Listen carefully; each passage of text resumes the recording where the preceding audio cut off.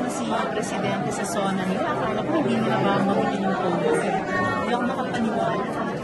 Pero nung sinabi nila, effective today lang ang pogo. Mag-wind down lahat.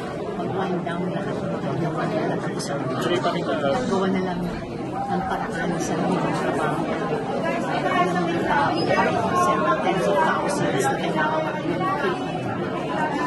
Nataramdam talaga ako malaking tagumpay sa mga babae at bata na nagsumbong, sa mga whistleblower na nagsumbong. At ang importanteng tagumpay para sa bayan, lalo na po sa agenda at babatihan at bata. Well, I think itong nangyari na announcement ng ating Pangulo very loud and clear.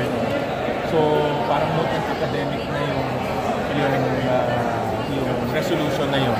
Dahil yung resolution, sense of the Senate yung labas yun. Ito na yung sense of the Senate. Sense of the Senate, ibahan din po. At very loud and clear yung speech ng ating Pangulo. Lahat ng pogo ibabahan. Hindi lang illegal, kundi all pogos ibabahan. Para sa akin, kunin natin kung ano makukuha natin kesa naman magreklamo tayo sa isang bagay na binigay na nga ng Pangulo. At binati ko rin si Senators Win at saka Risa sa kanilang walang kapaguran sa pagsulong dito sa isyong ito. That he listens to the people.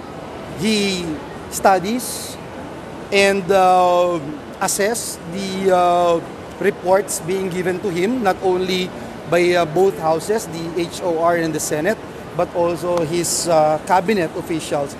NEDA has spoken, DOF has spoken, even the PNP has spoken. So I think he listens, and it's definitely based on sound data that was reported to him. So we commend the position and the decision of the President.